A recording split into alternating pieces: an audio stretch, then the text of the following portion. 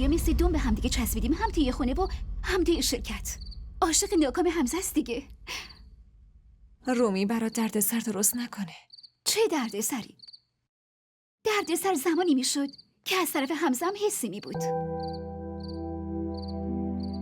اما اون یه جوری از عشقم دیوانه شده که اگه به آینه هم نگاه کنه فقط منو میبینه. یعنی اینقدر بهش اعتماد داری؟ آره، اون برای من آدم قابل اعتمادیه. رومی گاهی وقتا اونیو که فکر میکنیم نقطه قوتمونه همون نقطه ضعفمون میشه. چی داری میگی هنا؟